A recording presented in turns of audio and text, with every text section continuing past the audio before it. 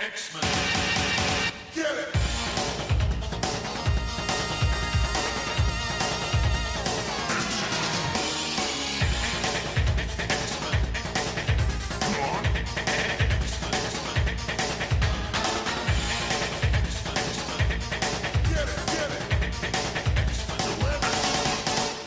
Hey everyone, and welcome to another exciting episode of Battle of the Atom. This is your weekly X-Men podcast where we rank every story from A to Z. I'm Adam. And I'm Zach, and Adam. Ooh, Zach. Okay, man, I really thought I had more there. I thought I was just going to riff on something real quick, and it was going to be a good little intro, and I totally screwed that up. You want to talk about Emma Frost today?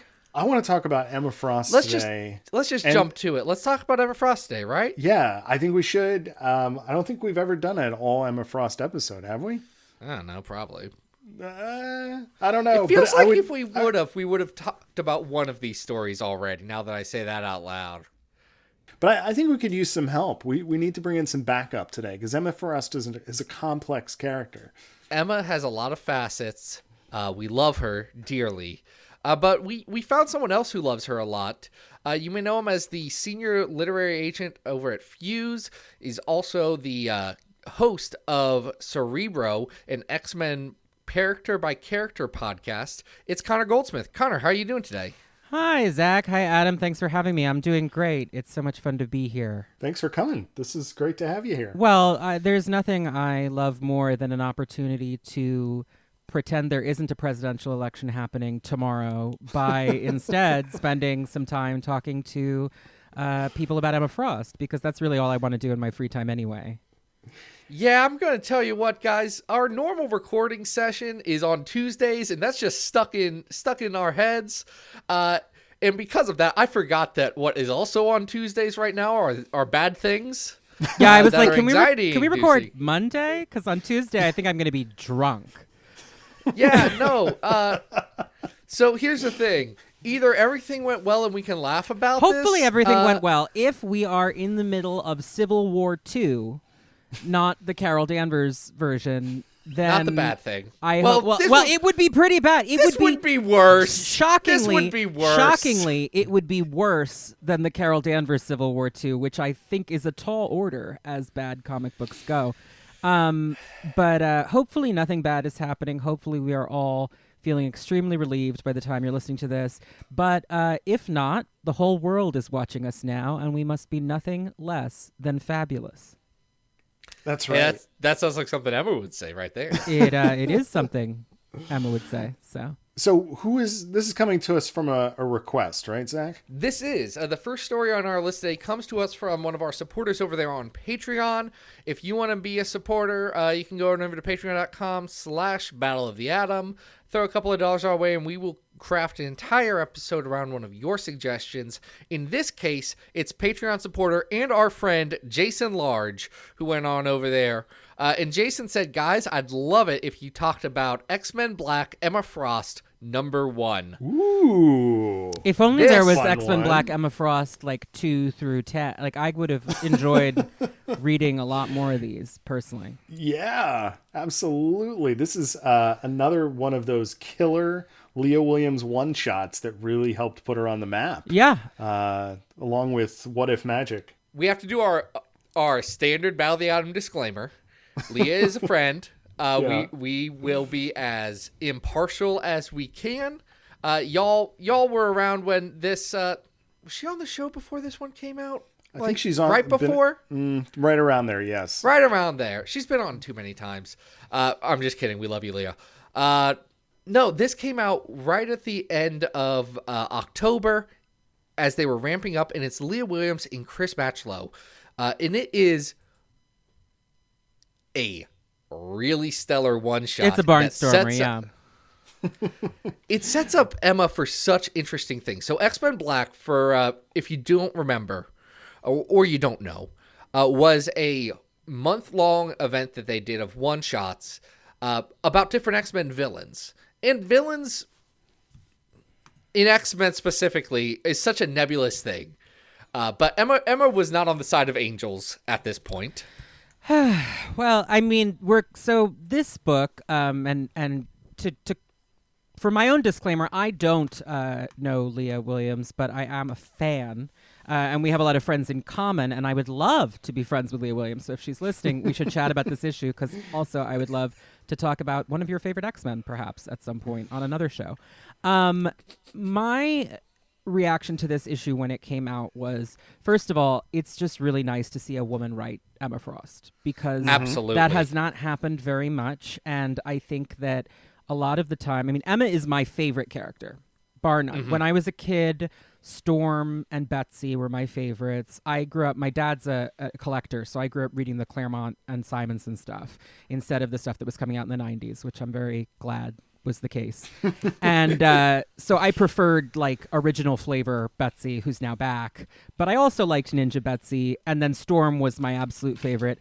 By the time of the 21st century, Betsy was dead for a hot minute there. And with Storm, I just didn't... I was never a Black Panther person. So Emma really took over my whole life, starting in Grant Morrison's New X-Men. And yet, until this happened, I couldn't think of really a single time that a woman had written this character. And so I think that a lot of the time she's... it's sort of men having ideas about... I mean, Ann Nocenti wrote that great classic X-Men backup, I guess. But otherwise... But even then, it's very, very few and far between appearances, and never as the central character in a story. Right. And I think it works here. So this is really a story about Emma taking charge, taking control of her own destiny, and setting up a new status quo for her. She manipulates the X-Men into helping her take over the Hellfire Club from Sebastian Shaw, and it rules. It's great. And this is coming, as you said, off of perhaps my least favorite Emma Frost storyline of all time, which is Inhumans versus X-Men, where it's a bad one. She's I mean, on Cerebro, I make a point of I refuse to acknowledge it.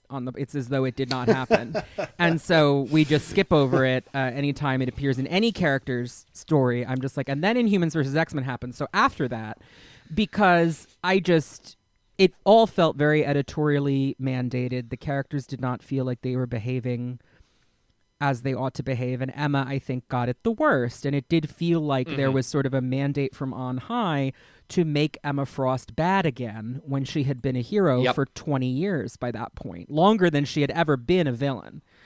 Sure. So I found that very disappointing. I particularly found the decision to have Emma kill children to be astoundingly insulting to the character, and to do it because she had lost her mind over her boyfriend was also enormously insulting to the character, in my opinion.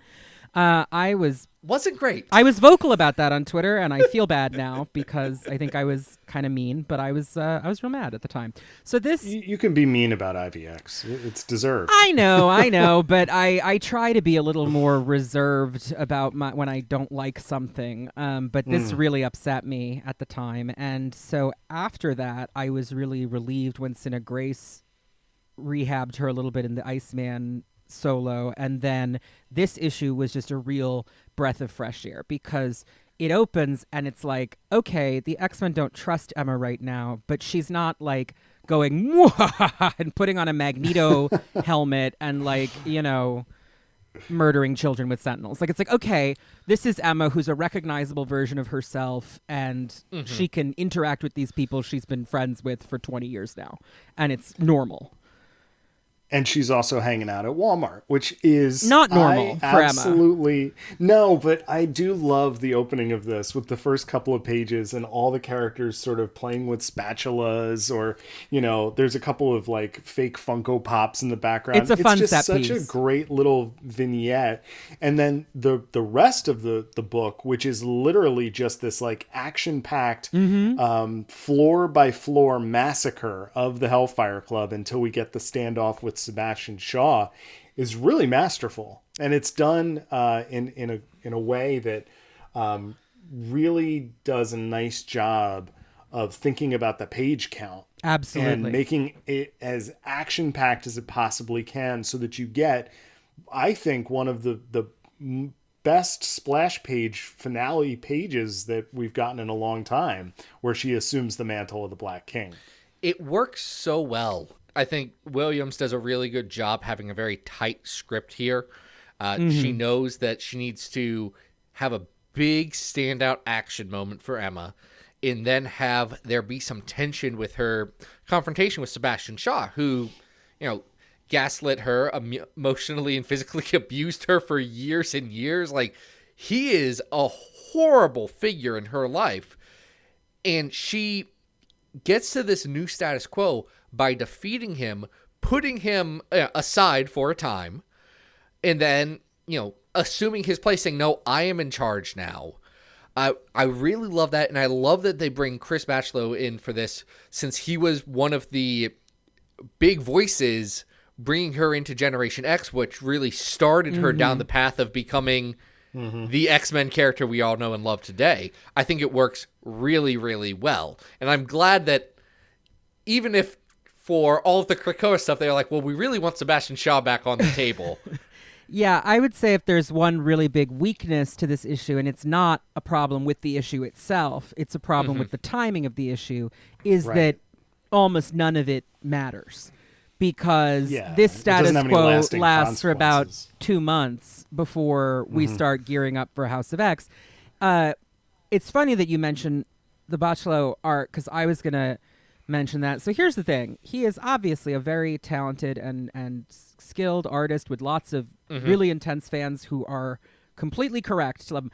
I personally, for me, his aesthetic just does not, it's not my thing. It's like, for me, him and Joe Mad and a couple of the other 90s people where it was a little more cartoony, it just never quite clicked for me. And that was part of why Gen X was never my favorite book, and I got really attached to Emma in the Morrison New X-Men period. Right.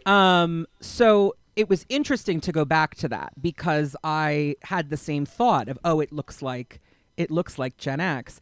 But then in that first scene in the Walmart, she's wearing this outfit. And this was the one real note I had, which is like, Emma would never wear this. Listen, Dazzler would wear that outfit. It's not an Emma outfit. It's just not. I love Chris Bachalo. He's probably my favorite artist, but that's very much a him. That's outfit, a Chris Bachalo drew Emma. This on a hot lady outfit. I was just like, Emma would not wear this. And listen, as soon as she changes into her costume, it looks great. And I think that all of the action art. Here's the thing. When I say that it's just not my aesthetic, what I'm saying is I understand that that's a personal taste thing. He's very, very good. And I do think that the cartoonier vibe to the combat and the violence in this really, really works, because Emma has always been playful in how she manipulates people's minds, in how she does that. And so that floor by floor, Die Hard or Final Fantasy VII Shinra Tower level scene, whatever you want to think of it as, Parasite Eve, New Game Plus, couple options we have. I'm just saying, if you're doing that sort of thing, the way that she goes up, up, up, and she's just like, you kiss, you kill each other, you do this. And the way that he does it is these big cartoon splashes of, almost over-the-top campy violence. It feels very Emma. And so I do think that works really well. I just can't get over those shoes at the beginning. It's and the hair. It's the hair is a choice. She the just skirt's doesn't. A choice. I don't know. It's just The Punisher logo is a choice. I truly didn't. I truly don't get it. In fact, I was looking at a list of rank your favorite X-women once, and someone used a picture from that scene for Emma, and I went, "Who is that?" And then I remembered. I was like, "Oh, it's Emma from that one scene," because I remember the rest of this issue, but I had forgotten that outfit. So I'm just going to say I vote no on the outfit, but everything else about this issue I love, particularly the scene with Shaw, because as you say, Shaw is this truly horrendous figure in Emma's life. And I think, especially given that they bring him back in Dawn of X, it makes having this scene occur makes the scene in House of X where Xavier and Magneto ask Emma to bring Shaw in. And she says, all right, for the children, I'll do that. One more time for the One kids. more time for the children. That was the moment I fully unclenched, because I was like, oh, Jonathan Hickman knows how to write this character. That was a big relief to me, because I find that a lot of people write Emma in ways I don't get. And I'm Right. very particular about my Emma, and it's always really a relief to me when I can tell that the writer sees her the way that I do. But having this one shot where you really get a sense of just how freaking disgusting this guy is, and how specifically demeaning he is to her and always has been, it underlines sort of the sacrifice she's making in House of X to do that, to make a compromise, to try and make something better. I think that it works well. I absolutely agree with that. Yeah, I want to just go back to Bachelor for a second, because he had been doing Doctor Strange around this time, and it had been a really long time since he'd actually done Uncanny with Bendis. Yeah. I mean, you say a really long time. It was 3 years. It was. I know. Yeah, but I know that, 3. but if you look at the Uncanny run and then you look at this, you can already see he's an artist whose core stays the same, but he's so much looser here in what it is that he's doing. Like the line work is not. If you go back to original Generation X, the line work with is Townsend much darker inks, and heavier. Yeah, it's so much more tight knit, and this is very loose. It's very cartoony. It's very fluid in the way it tells the story. And I think it's really cool. With Chris's stuff, it really depends on which inker is inking him, because he has several that he keeps gainfully employed. This book has 6 inkers. Yeah, Oh, that sounds wow. right. And which colorist is using him? Because even in this book, 4 colorists. there is a significant change in how the coloring runs. How vibrant it is, how much use of gradients versus flats there are. That changes a lot even throughout this issue, and that's something that can really make or break his art for me. Well, and I think that the way the coloring shifts once she gets to Shaw's penthouse is really good, because you suddenly it has been this sort of cartoony adventure, and it's nice also to see Emma Frost get a solo adventure that demonstrates how powerful she is, because usually she's part of a team. And the thing about Emma, that's one of the things I love most about Emma, is that Emma is not an Omega level telepath. Emma is not Rachel Summers or Jean Grey or Professor Xavier. Emma is someone who is precise. Emma is someone who knows exactly how to get someone in their weak point. And to watch her do this sort of large-scale thing is fun, because it's not something she gets a lot of opportunities to do. And in this case, it's because you can tell she's planned it all out very methodically, and she knows exactly what she's going to do before she does it. None of it is improvised. And that's the Emma I love. I mean, she's a chess player. She's the White Queen. She's the most powerful piece on the board. I absolutely love this issue. And I think it might be a good time for us to rank this on our giant list. What do you think, Zach?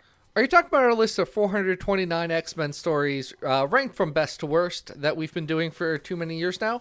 That's a lot of stories. It's several of all of the stories. The number one story on our list is Hoxpox at the controversial number 1. I saw somebody's old comment who was like, "You guys are nuts," and I said, I'm not going to bother with it. We've said our piece. I think you're right. It's Thank a hard you. decision. I but think it's you're also right. True. I think you're right. The number 100 I don't story think it on our could list- exist without earlier stories that are, you know what I mean? But I course think not. that obviously, because it's a very referential story, but as a single story standing alone, I think you're right. Yeah, I think we're I'm right too. We're right. I'm glad we're getting validated. But on I'm a that. big That's always I'm a big good. Dawn of X head, so like I'm a Hickman girl. I'm like one of those Beatlemania girls. I would go if he walked by me on the street. So Well, speaking of a bunch of ladies screaming, number 100 on our list is Uncanny X-Men 244, Ladies' Night, where they all go to a mall. Number 200 on our list is Ecstatics 13 through 18, Back from the Dead. That's the time they brought back Princess Diana, but then changed her name at the last minute. 300 on our list, which is Monet Vampire Hunter from Generation X 62. Woof. And number 400 on our list, Young X-Men 7. And it's way better than the last story on our list, which is the Draco, and less said about that, the better. well, you're right about that too. So we have our number 1 and number 429 lined up exactly correct Yeah, together. Now we've got those. Oh we've man, got you those ranked pretty it worse tightly than X-Men calibrated. Phoenix Legacy of Fire. But you know what? You're right. The Draco is worse than X-Men Phoenix Legacy of Fire. It is. It is really bad. It's- Now at 227, we have another X-Men Black title, which was Mojo. I think This is better than Mojo. Way better than that. However, all the way up at number 30 is Leah's other one shot from the same year, which is What If From the Magic. same day. That What If Magic is better than this? Yes, absolutely. I think What If Magic hits emotional notes that this is not. Here's so a I limit wouldn't say for it's me that that high. I'm seeing going down this list. At 75 is Wolverine: The Jungle Adventure. Yeah, I think Jungle Adventure is better than this. I would agree. But I don't think we're too far down because Okay, wait. 83. I like this better. I like this better than 109 Exterminators. Now, Connor, you were saying 83. 83. Is that Fallen Angels like with Ariel and Gomi and Siren? And Yeah, all that's this? the Okay, Fallen Angels I with was the like, dinosaur and the lobster. Okay, yes, then yes, then that yes. that's yeah. I was just making sure because if you had Yes. yeah, okay, no comment. we wouldn't on, do that. No comment on Fallen Angels 2019. Though right below that is actually a really good comparison point. It's Uncanny X-Men 314 Early That's Frost, what I was where Emma about to takes say. over Yeah. Iceman's body. That's what I was about to say, and then I saw Fallen Angels right above it, and I was like, wait a minute. So Early Frost is one of the best Emma issues. It is. It's outstanding. I don't know that this is better than Early Frost, but it's if I were to rank single issues about Emma, these are two that would be in my top 5 probably. You know what I mean? They are right there. I'm looking right around here. I think this is better than X-Force Volume 3, 1 through 6, Angels and Demons. I think this is better than Assault on Grey Malkin. Yep. I'm a little conflicted about putting it ahead of Executioner's Song. I think Executioner's Song's a little longer than it needs to be. I think there's a lot of on. problems with Executioner's Song, frankly. I'm a huge fan. It's But higher on the here's list the because of thing: me. I don't think it's It better. is. Oh no, wait. I think it is better than Further Adventures of Cyclops and Phoenix. I thought that was Adventures of Cyclops and Phoenix. I think we could easily put this at 85. I was just about to and say. push it above the first arc of Uncanny X-Men Volume 2. That's what I would do too. Yeah. Yeah. Put it right under Early Frost. I think that fits because they're sort of paired. They're a good set together. Yeah. That's a good pairing right there. Our new number 85. Now, Connor, you mentioned before that Emma Frost is first and foremost, just like Wu-Tang, for the children. Yes. So we have our next arc is Emma's not a central character in this, but does have a great scene in one of the issues. Yes. She's in the first and the last issues of this, and well, she's in this all of is them an- doing not much in the middle, but Right. So this is an arc from New X-Men, 33 to 36. Does this have a name, Zach? Mercury falling. Mercury Falling. Yes. Because Mercury is our main character. I here. could not believe that you guys made me read Academy X, kids. Here's my Hold on. Okay, I want to hear this because Yeah. this Here is we gonna go. make me happy and a lot of people mad. I know. So here's my thing. I don't have a problem with any of these characters, and I actually quite enjoyed this story. So there are obviously great things about these characters. My issue is I was so enraged about the decimation when it happened because to me the X-Men is about the minority metaphor, and I thought the decimation ruined everything I loved about the X-Men. So I tried to hold on for a minute, and then I quite honestly just fell off hard and didn't read anything for a couple years. And I've since gone back and read, but I could never bring myself to get into this student class for whatever reason. I think because they were so tied to that period that I did not have any interest in. And for a long time, I was very down on X-23 as a character specifically because I thought that she was a stupid idea. I was like, oh, she's a hot girl clone of Wolverine with claws in her feet. Like, that's really stupid. And I recently had an epiphany when I was talking to a friend of mine who also loves the 80s Claremont stuff more than anything else. We both love magic, Ilyana Rasputina. And Ilyana Rasputina is maybe the stupidest character ever invented in history, by which I mean she is a popular X-Man's little sister who is the protagonist's best friend but is cooler than her and more powerful than her, can teleport further than Nightcrawler, is the 14-year-old ruler of a demon dimension she conquered at 13, has cool soul sword made of her own dark soul and like grows demonic armor whenever she does something cool. She's a really stupid character, by which I mean she's someone that like I was a child. She's someone I, as a child, would have come up with in my fan fiction about the X-Men. And here's the thing. I love that character. That character is one of my all-time favorite characters, and I love that a whole new generation is now obsessed with her because she got brought back in a big way. And I realized, this was the epiphany I had sort of while I was reading some recent stuff, that if I'm going to love magic in all her silliness, I need to let other people who are like 6 years younger than me love X-23, because she's essentially the magic for people about 6 years younger than me.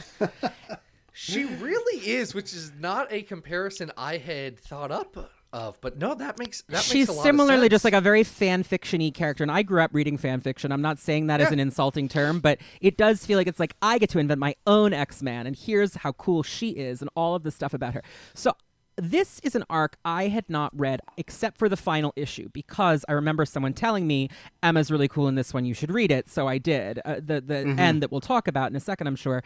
And then also, I'm a big Amanda Sefton head, which I know is random, but I love that character. And so I have read every appearance of Amanda Sefton that exists. Including one page where she just shows Including up. the final page of this arc where she falls from the sky and is like, Belasco's back, setting up the next arc with Scotty Young and the return of Ilyana. Which, if you guys want to learn more about, you can check out our Halloween episode from last year where we covered it, I think.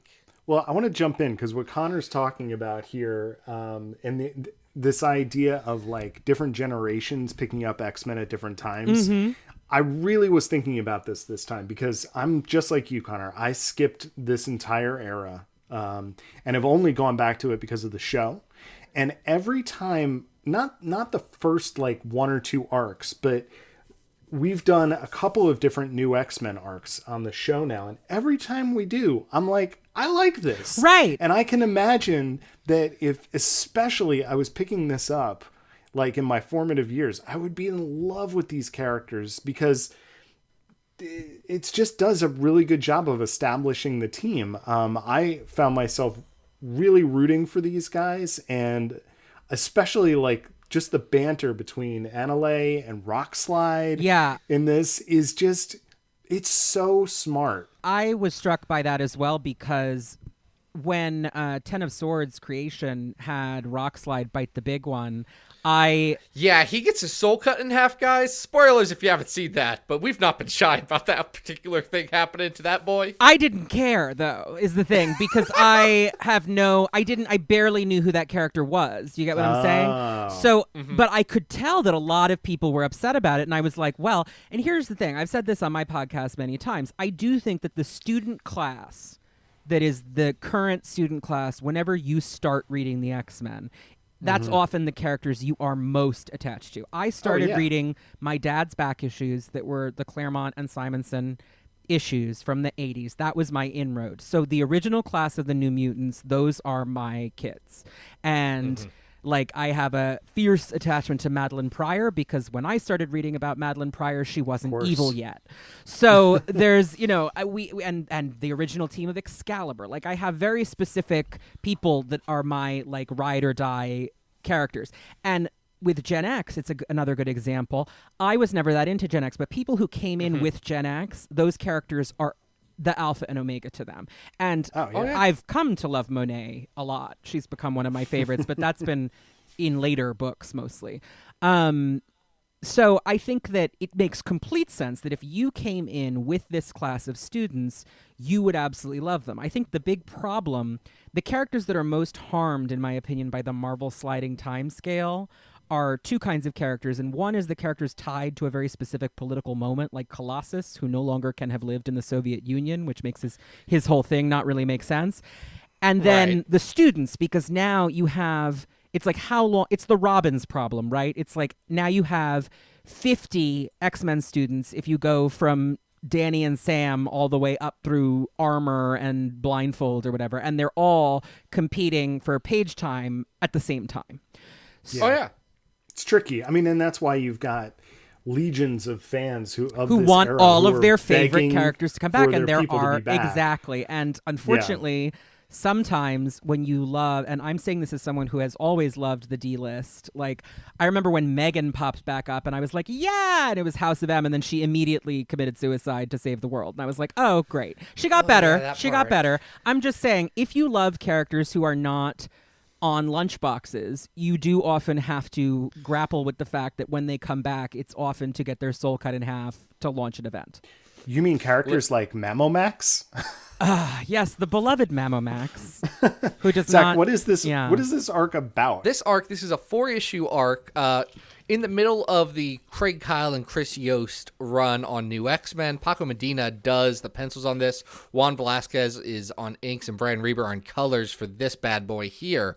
And it follows a couple of different threads that Kyle and Yost had been placing throughout their entire time on X-Men up until this point, starting with some of the stuff that was going on in X-23, their initial series with Laura, who is a central character here, and her handler, Kamara, who is terrible and deserves every bad thing that happens to her. But it also follows Mercury, Seiichi, Cecily Kincaid. Cecily. I'm just realizing I've read her name a million times. I've never said it out loud. Oh yes, Cecily.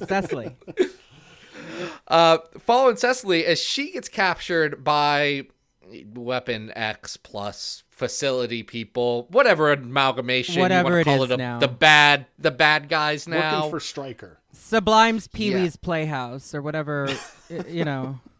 Working for Stryker, but he's dead. That confused me about this storyline. Is the idea? I know, but why? Like, why are they still making the Predator X? Why are they doing? Like, is it because are the purifiers still like, we still want that, and they're like, oh, Yes. okay. I mean, I guess, Yeah, the right? purifiers are definitely still around by Complex. Okay, So- right. No, that's and because I Predator have read X- Messiah Complex, so that Yeah. Right, which this feeds into. Right. This is the this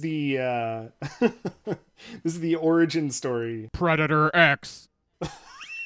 Predator X is the worst part of that story. I just always think of the Predator sound from the Predator, like just The like, movie Predator. Right, the very famous alien movie. yes, but Marvel Studios' The Predator. yeah. Yeah, because Predator X's skin is made up of Mercury's skin. Yeah, So I didn't know that's that why until I he's- read this, and it was very Yeah. unpleasant. Yeah, she gets really bad tortured in this and doesn't have any agency in this story, which isn't great for this story named after her. Yeah, I will say the thing I really didn't like about this story was the fact that a lot of it was 4 issues of a teenage girl being stripped naked and violently tortured in a tube and unable to do anything about it. Yeah, that's not great. And that's an unfortunate thing that happens a lot in these, because that post-decimation era, specifically for this book, is so much torture and pain and everyone dying, or if they aren't dying, having horrible things happen to I them. remember when the bus exploded. I think I was still on board Bus for that. does explode. But That's the rough. thing is, the bus exploding, like, that's rough. There's something about this specific thing, though, that has... And here's the thing. I understand... Again, I don't know these characters that well, but I do understand that, like, Mercury is usually kind of nude. She's like one of those Iceman-type characters, right? Because of the Right. nature of her power. But there is something about... She's wearing clothes when they go to the coffee shop, and then she's kidnapped, and she's nude, and they're torturing her, and it's this creepy guy like torture, and it just has a sexual vibe that made me uncomfortable. It just does. Sure. Well, I'll say Paco Medina does a lot of cheesecake art that people really like, which is great. It's not the best fit for a book about teenagers. Sure. Where he draws a lot of teenage girls in very skimpy clothing.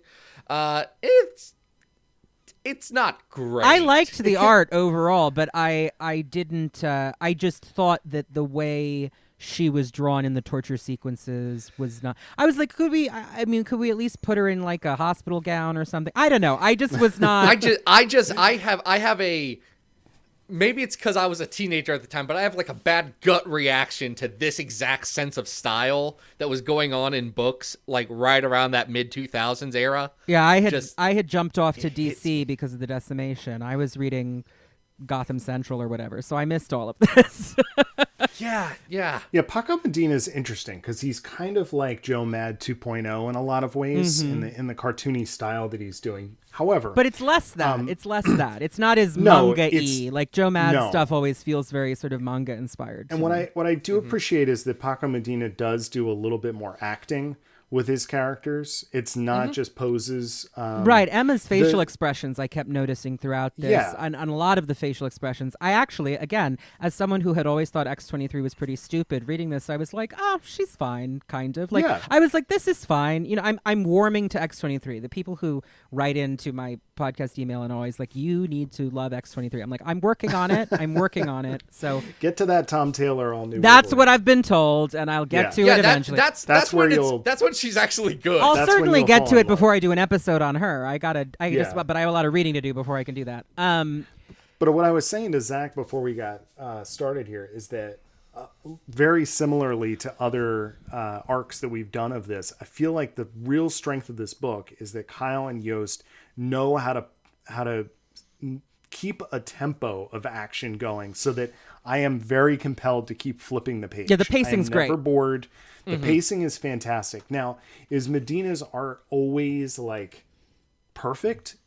No, but he does work really well with this script just to keep things going. And you get that elevated sense of anxiety and panic that goes along with these characters trying to rescue their friend. It really does work. And I will say, Hellion looks real hot. And again, I don't know these characters very well, but I, as a homosexual, unfamiliar with these characters, I was like, okay, if I were a killing machine with no, like, what is this thing called love? And I saw that guy, I'd be like, okay, let's figure it out. Let's find out real fast. So that part I bought, and the action sequences worked really well for me. And I think he does a good job with all of the telekinetic explosions that keep happening because Hellion can't control his power right now, or at least I gather that that's what's going on.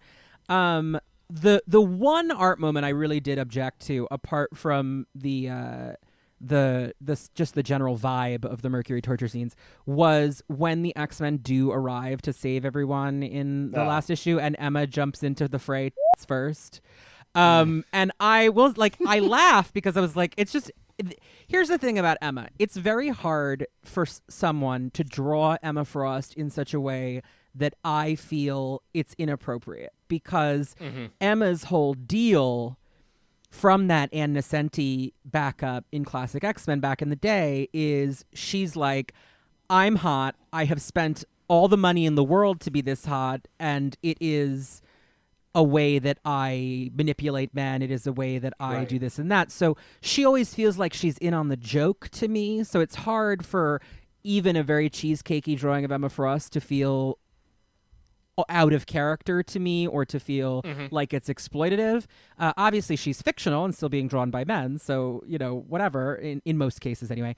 But this was a little much, where I was just like, what is, at least turn to Diamond if you're going to jump in with the girls front and center, because they're completely unprotected, and it's just, the cow is just covering her nips. Like, there's no real, it's very like Morrigan from Darkstalkers, the way that it's very much so. You know? Now, on the whole, Connor, how do you feel about Emma in these issues? Because she starts out in an interesting place. She's very cold and harsh with these students, but she also comes through at the very end and absolutely destroys Kimura's mind by taking away the only happy memories she's ever had. So I remember this book because one of the things I really objected to in the immediate aftermath of the decimation was the way Emma was written. I thought that her firing Danny Moonstar was out of character. I thought that the battle royale with the kids to choose the field team was out of character. And I had to just chalk it up to like, well, the decimations happened and Emma's losing her mind a little, and like she'll get it together soon. But I don't know. Those beats to me did not feel in line with the character, and that was another reason why I kind of fell off a little bit. And so I actually was relieved when I read this, because while she is harsh with Laura, I thought that the things that were said were very much things Emma would say. And one of the things I love most about Emma is that unless she is deceiving an enemy for some scheme or purpose, like in X-Men Black, for example, when she's deceiving Shaw, she doesn't lie particularly. Right. She is sort of like a fairy queen in that sometimes she says the truth in a way that's misleading, you know what I mean? But she typically, especially to her students, does not lie. She always says what she really thinks of them. And it reminded me of in the Planet X arc at the end of New X-Men when Esme is dying and she says, I was always proudest of you, you know, like because you're the one who really made something of herself, even if that thing was an evil thing, you know? Right. And I like that scene. You think I hate you, but I don't. In many ways, we are the same, because then Emma does something that I think is important, which is, and this is another reason that I didn't like X-23, is exactly what Emma says, because Emma has done lots of terrible things. Sometimes for good reasons, sometimes for selfish reasons. But they are all things that she has chosen to do of her own free will, and she has had agency in all the choices she has made. X-23 as a character with almost no agency was hard for me to get into because it felt like, I don't know, there's a certain type of character that was popular around this time, and she was one of them. River Tam is another. And I would say that Cassandra Cain in her earliest appearances was also sort of in this mold where they've been sort of broken by abusive institutions, and their ability to engage with the world in a way where they have agency is very limited. But they are able to punch and kick very good. They're totally great kung fu fighters, but they don't have much of a sense of self. And I always found those characters difficult to connect with. And I like that Emma calls that out specifically and is sort of like, you need to get out of here because you can't control yourself. You don't have, you know, that capacity. Yep. So looking on the list here that we've got two new X-Men stories that are right around here. At 150, we have the Quest for Magic, which is that Scotty Young arc that follows this. And then just a bit before it is at 163, Childhood End / The Crusade, the bus. That's the bus blowing up. This is better than both of those, in my opinion. See, hot take. I really like Quest for Magic. Yeah. I think the art in that really works for me. I love Scotty Young when he's doing that. Not the money-making style that is very good for him personally. Yeah. So again, that is, it's kind of like my Bachala problem. Like that tracks. It's not. Yeah, it's not my aesthetic. And my other thing was with that Quest for Magic arc. I'm a big Ileana head, as I sort of implied earlier, and I'm very into all of the Limbo lore and the original miniseries and the stuff with Belasco and all that. And elements of that story just didn't track for me in terms of how they brought her back and how things were explained and the way Limbo was functioning. And so I just remember being a little confused by it. It didn't help that I wasn't super familiar with all the characters. Like I picked that up because I was like, Ileana's back, I'm going to read this.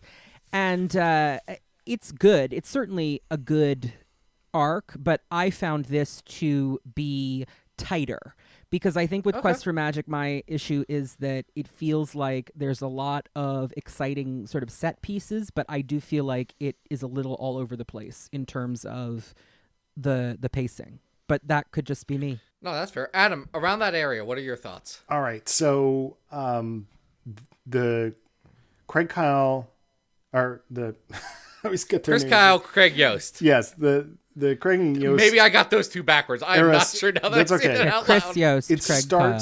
Yeah, it starts with Childhoods and the Crusade, which is at 163. I think just given that this is so much focused on just X-23 and Hellion blowing stuff up, it's not as good as the other arcs. Like there's not as much consequence to it. That's fair. I think I would put this at 164. Oh, really? There's a credit Because I just don't. I don't know. I'm just never crazy about Stryker. I Outside of the would original say- God Loves Man Kills. Okay. So I think We're right I think there this with is you, Dom. interesting. So Connor saying above Quest for Magic, Adam saying below Childhood Crusade. Right. I'm saying in the middle. So I think I'm going to get my way. I would is what I'm compromise. Well, hearing here. also, here's what I will say. It is not as good as New Mutants Annual #1. Yep, there we go. It's not as good as the time the X-Force went to Burning Man. Now that I say that out loud. Yeah, that's when Karma's gay. It's not as good as that either. Yeah, she comes out real hard. But So, I'd say this. I'd say it's 159 better than that. Yeah, it's better than that Amazing Spider-Man story. I would agree. with Iceman. Yeah, I would agree. Alrighty. This is our new number 159, and we've got we've saved a very interesting one for last. Yeah, But I we, do want to say, because we didn't really touch on it, that I love that scene with Emma and Kimura in Oh, yeah. 36, because that is, like I was saying before, my favorite thing about Emma is that she's not the most powerful telepath in the world. So what she does is she's like a scalpel, where Rachel Summers or someone like that is a sledgehammer. And specifically, I'm going to find the one thing you love and take it from you for the rest of your life, is so vicious, but it is so Emma. And I'm sure there are people who go, that's wrong, but I disagree. I like Kimura's that. bad. I'm fine with her being unhappy. I She's a am bad too. person. She should feel she bad. really earned She's also that. fictional. It's fine. Right, but she earned that. In the same way, there were people who were not happy about the Marauders issue, where Emma's like, she tells a bunch of bigots that, like, anytime you have a bigoted thought now, you're going to be violently ill for the rest of your lives. I'm not taking the bigotry Maybe away. just don't be a bigot. Right, she's like, I'm not I I'm don't not know going what to to take it tell ya. away, but, like, just so you know, you're going to be sick for the rest of your life. So enjoy that. amazing. Bye now. I love that. And is it ethical? I don't know. Do I think it's a good thing for Emma to do to people who Yes. deserve it? Yes. I think that's Yes. queen Yes. in my opinion. So It's great for this fictional character yeah, to do this. Yeah, absolutely. Now, something that may not have been great for this fictional character. Yeah. It's a 2004 young readers tentatively. Is it though? Right. Yeah. It was supposed to be, and then they got Greg Horn to do the covers. So Well, this is 2003, and I just looked it up because I just wanted to double check. This is also the era of Volume 1 of NYX. So we're in an editorial era of Marvel where we are definitely trying to get readers to grab a book for a certain reason. well, that is And- also why I didn't like X-23, is because of NYX. Like that was Yeah, NYX is also Totally very different bad. character. Yeah, You know what I mean? and It's- that it's was not my even first. That close was, to the and I same. didn't watch Evolution, so that was my first exposure to that character was NYX. No one knew what that character was for years. Yeah. Yeah. By the way, we're talking about the Emma Frost solo Yeah, I'm series. sorry. We're talking about Yes. the Carl Bowler's Emma Frost ongoing. Yeah, Randy Green does the pencils on it. This is what we're going to talk about 1 through 6, higher learning. Higher learning. However, readers who may have picked this book up based on the very terrible and salacious covers of 1 through 6, which look like some kind of romance novel gone No, wrong. They're Greg Horn I've, pinups. I've, They're Greg Horn I've pinups. sold romance novels. They don't have covers like this. Describe it for me, Connor. I would like to go back for a minute, because when I said earlier, it's very difficult for me to see a drawing of Emma Frost and think that it is inappropriate or out of character or exploitative. This is the big exception, is these Oh, yeah. covers. They aren't good. They look like the cover of Hustler magazine is what they look like. I mean, not even Playboy. It looks like Hustler. And no disrespect to women modeling for Hustler, like, you know, get paid, girl, but it's a bizarre choice for a couple reasons. One, there are no Marvel comics that looked like this outside of this one book. So it was already bizarre how sexual and porny looking. I mean, well, I guess eventually Greg Land made a lot of books look like this, but initially, it was not something you saw very often. At that time, it was not something you saw very often. And the other thing is that it completely, as a lit agent, which is what I do for a living, I have had meetings with publishers where I say, the problem with this cover, talking about the cover of a book, is no one who likes this cover will like the book inside, and no one who would like the book inside will buy it based on this cover. And this is sort of the quintessential example of that, because the Carl Bowler's Emma Frost ongoing is essentially a romance comic. Yeah. And it's an attempt to get young female readers is Right. the way that it reads, except that the covers are disgusting. Not a cheesecake is not even really sufficient. It's like a tiramisu. No, it's like not. I don't even It's know not. what you would call it. Like it's beyond cheesecake. I also just double checked. This is also the same year as Phoenix Legacy of Fire. Yeah. So no, there's they something were going pushing- behind the scenes on like trying to push these. But kind wasn't that a salacious Max things. title? Yes, This it isn't was. a Max But not title. initially. Not initially. It wasn't a Max title until issue 2. Yeah, I but- see. So it was retconned into a Max title. yeah. Yes, That's appropriate yes, for a they- book about Jean and Madeline, though. That the book Yeah, itself they- is retconned.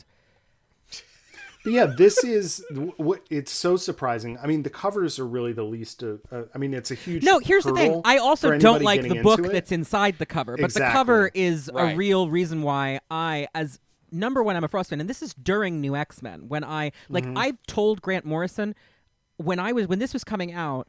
I wanted to be Emma Frost when I grew up, not because of this book, but because of New X-Men. I identified profoundly with that character, and when they said we're doing an Emma Frost ongoing, I was like, yes, and it's an Emma Frost ongoing that delves into her past. Yes, I'm all in. And then I saw the covers and was grossed out, and then I read the book and I hated the book. Here's the thing that really bugs me about this book, just generally, is that before this book, we have 2 glimpses of Emma's past before the Hellfire Club in canon. One is in Generation X-24 in 1997, and one is this one I never need help remembering is New X-Men 139, the one where Jean rips her memories apart. Right. Yep. Here's and in those 2 issues. Now the 139 sequence is retold in issue 6 here, but in a way that It's the climax of this whole but story. in a way that I didn't like because they changed it, and we can get to that in a sec. But the big problem I have with this ongoing is that the first Emma Frost backstory we get is the Gen X issue, and I love this issue. This is a Generation X issue I love, which is it's Christmas Eve, and she is talking to Monet and Husk and Jubilee, and they're all sharing traumatic stories about their past, and Emma tells them, and this is the first time she has ever really opened up to them, she tells them, when I was a teenager, my powers catalyzed and my parents sent me to a mental institution and I was abused by the guards there. And then I learned how to use my power and I took over the guards' minds and I escaped and went back home and was like, I'm not going back there. And to me, as an Emma Frost fan, that was a really critical part of her backstory. And to me, it is part of why she is so protective of mutant children, because she was exploited and abused in a specific way and wants to ensure that that never happens to any other girls or boys, but particularly young women, ever again. And I think that taking that from her, which this does, it doesn't occur at all, is a huge, huge problem. That's a retcon I have a huge problem with, because the only way you can make it work is to say that she was lying to the Gen X girls, and I don't think she would do that. They even later unretcon that and just have it be like Emma Frost's backstory is just very confusing. Just confusing, We right? didn't No, see all of because it. it doesn't. It just doesn't make sense, because here, it's like, it's just Carrie in this. Yeah. Well, we should just give a brief. Let's give a brief 'cause- overview. Yeah. So we have an Emma Frost. So brunette, kind of awkward, unpopular in. but with a in perfect this- nose, which again is a mistake. Exactly. Yeah, that's the one thing we definitely know she paid for. And it's really the adventures of, it's very much a cross between kind of like a Dawson's Creek, CW show, and it's also very much like a daytime soap. And because it's Carrie. I mean, it literally is just the plot of Right. Carrie, right down to the We pretty have- blonde girl. and it's the ongoing struggles of the Frost family, Emma and her siblings. You probably remember Christian, but there are actually 2 other sisters. Adrian and Cordelia, they both suck in different ways. Adrian's the model. Adrian's Adrian's the model who then later kills a lot of people in Gen X, and Emma shoots her in the face. And I quite honestly, Cordelia found Mondo once. Cordelia never accomplished anything. One thing that another continuity point that annoyed me here is that they have Adrian blonde here, and Adrian's a redhead. The point of them in Gen X is that they're a blonde, a brunette, and a redhead. It's like that. It's that, three weird sisters thing. But the first thing in this issue, the first issue of this that jumped right out at me is it opens with the narration box 10 years ago, to which I wrote, absolutely not. No. Because the idea... I hated that. Here's the thing. I understand that Marvel has a sliding timescale, and I understand that the original X-Men are not allowed to age past, let's say, 33 to 35. My issue is Emma Frost needs to be older than them. Because if you've read the Dark Phoenix saga, it does not make sense that they are the same age as Emma Frost. So the only way, and I understand that New X-Men was coming out at this time, but the only way that you could make 10 years ago here make any sense is if you believed Emma in that one New X-Men issue when she said she was 27, except that's clearly which is obviously a lie. A joke, right? It's clear that she's not being truthful there, and that's the joke. So, this should be right off the bat. That doesn't. This make should any be sense. 20 years ago at the, because to me Emma's about 40. Right. So, this is also using a sliding time scale. So we have cell phones here. Right. We have more modern technology than would probably be in the actual era. And then you see the original X-Men in their 60s costumes on TV. We do, and it's kind of implied that those characters might be a little bit older than Emma, which also doesn't make any sense. Yeah. No. So I know we already highlighted the problem with the covers, but there are just some basic things here that were incredibly not cool. Especially for me, who works in education. The hot for teacher stuff is really gross to me about this whole book. One of the big stories in the first 3 issues is her relationship with her teacher, who she ends up calling by his first name. And he's this guy with that. Breaks just about every rule of education. He witnesses her confide that she is thinking of self-harm. I'll keep your secret. No, educators are not going to keep your secret. You don't tell your student you're their friend. You don't promise to tell nobody. You don't promise to keep things, especially when they are self-injuring. It's a whole lot of mess right off the bat. And the latter 3 issues are really all about this soap opera drama with the father. And I'm sorry, none of it works. None of it works. He is this Machiavellian, I can be everywhere and be one step ahead of you at all times. It doesn't make sense. So I agree and disagree. I hate the Ian storyline, the teacher. I think that storyline is disgusting. I also have read the rest of this solo book, so I know that when she's in college, she finds him again and they start dating, which to me is foul. Oh God, really? Yes. And so it's not great. Yeah. So here's my thing with that. He behaves completely inappropriately, but the writing doesn't seem to understand that, because the 3 issues after she impulsively kisses him because she has read in his mind that he's attracted to her, and he's like, "Oh my God, Emma, I'm your teacher. What are you doing?" And she's like, "But I know you like me," and whatever. The issues after that, to me, seem to make this Emma's fault. It's like Emma did something wrong, except that what actually was wrong here is that this teacher was grooming her in a way that was really inappropriate. And so, your job when you are the teacher is, if she says, "Can I call you Ian?" you say no. Right. I can't take that, and I find it's that really whole, a hurdle. and that's when I said it's basically a romance book for young readers, except is it? Because the romance, and I'm telling you, because this runs for 19 issues, something like that, the big romance in it is with that teacher. Right. It's pulled straight from Pacey in Dawson's Creek. Yeah. And it's really gross. And I think the other issue, I mentioned the self-harm already. Mm-hmm. The way in which Christian's suicide attempt is portrayed is also just, there's something incredibly Glib distasteful about it. Yes, like it's just like a shrug kind of. So this is where I disagree, actually. I think the stuff with the father works. And I think the stuff with the father works because I think it explains a lot about Emma's relationship with Sebastian Shaw. Because that is a part of Emma's character that is hard to reconcile with the Emma that we have come to know, the Emma of the 80s who is so subordinate to Shaw.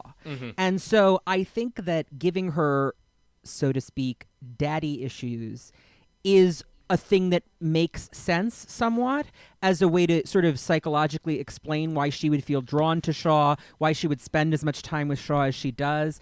I think that works. And I also think that this evil patriarch makes sense when you have met Adrian and Cordelia and you know how dreadful they are. Adrian in particular, who's an evil sociopath. But I think that works. I do think it is very Dallas or one of those. So it is very soapy. I don't have a problem with that though. Like I don't either. The building blocks are here. But yeah, the problem is that we don't get enough of a sense of, I think, her relationship with him outside of him being disapproving.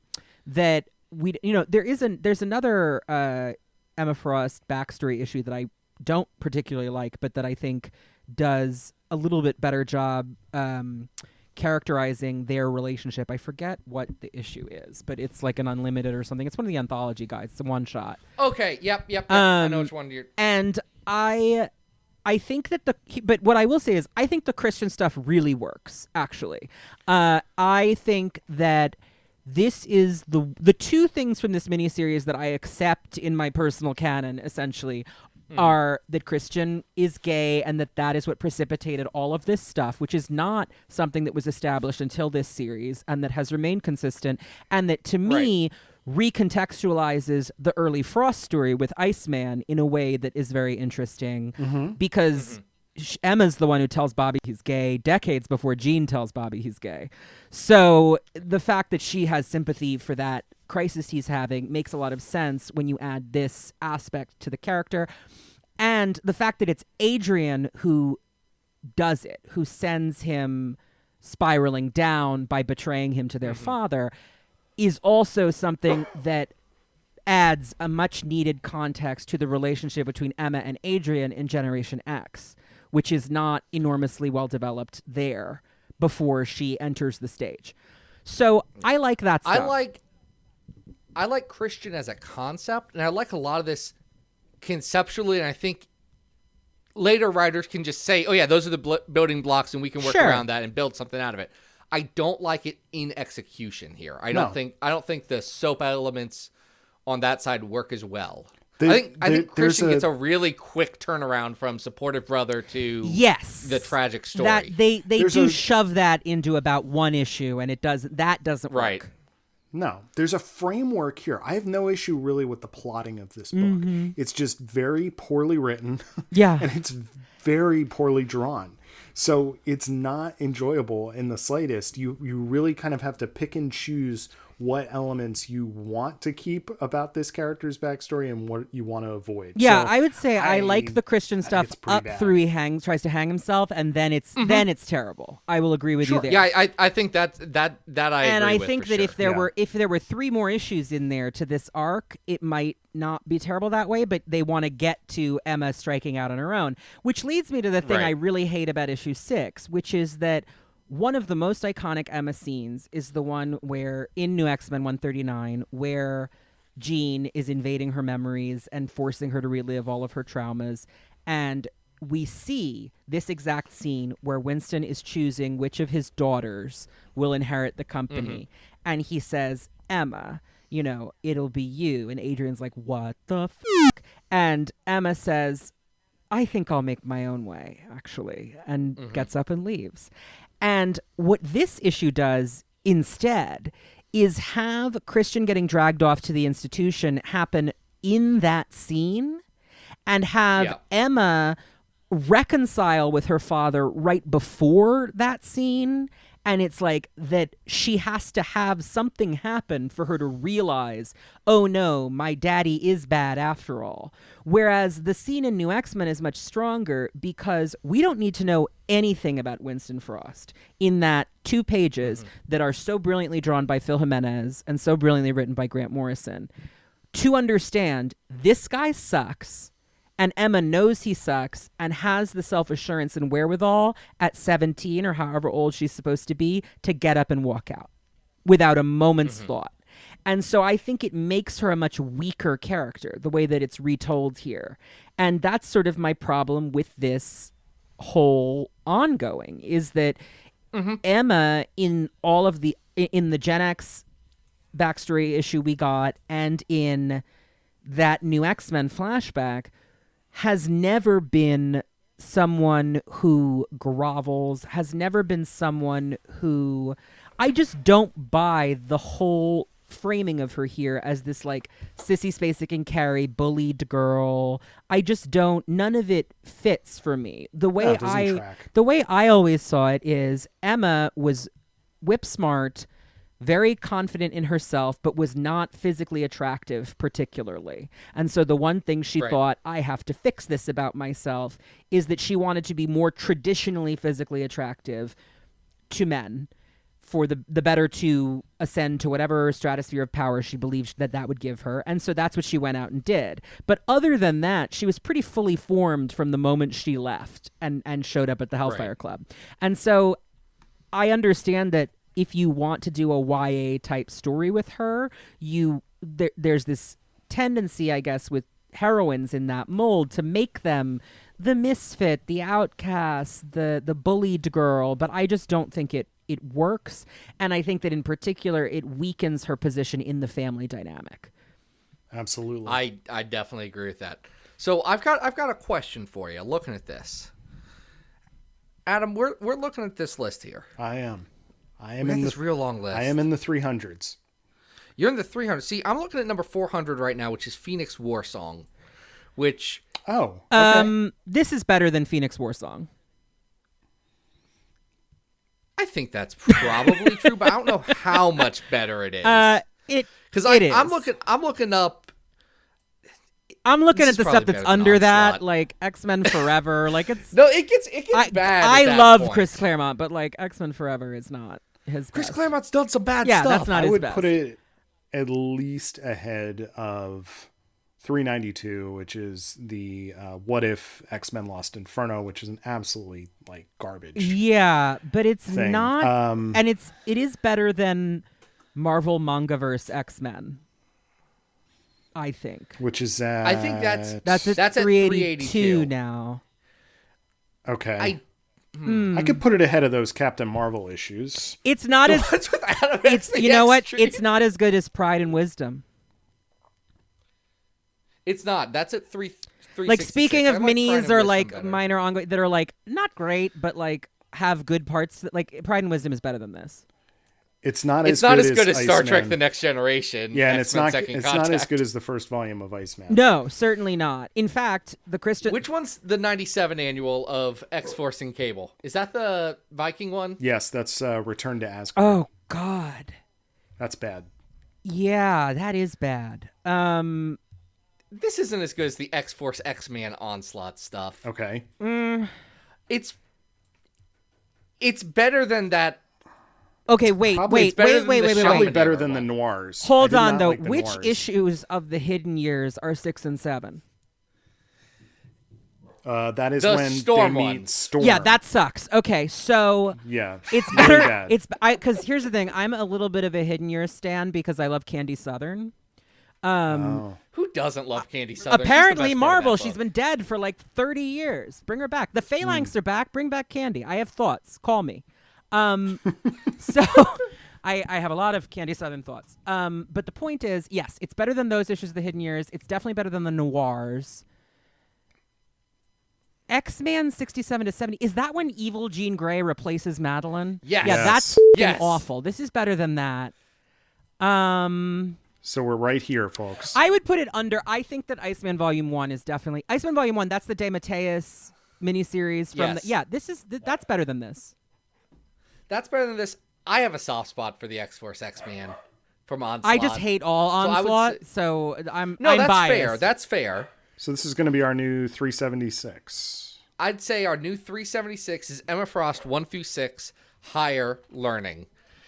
And that wraps us up. Hey, Connor, thank you so much for being on this episode. If people wanted to find out more of what you do, why don't you give a little shout out for your show? I would love to. So my podcast is called Cerebro. It's relatively new. We're only 10 episodes in. It updates every week. And I have a guest on, sometimes a creator, sometimes just another really enthusiastic fan to talk about their favorite character, and we go through essentially the character's entire publication history. In the middle of each episode, I do a segment called the Cerebro Character File, where I do go in publication history, not like the canon with retcons history, but I'll tell you about the retcons as they happen and things like that. And a lot of people seem to find those useful. The idea is, if you're jumping into the X-Men, it's not easy to survive that experience, let's say. So I try to help with that. And you can find that at cerebrocast.com. You can follow Cerebro on Twitter and Instagram at cerebrocast.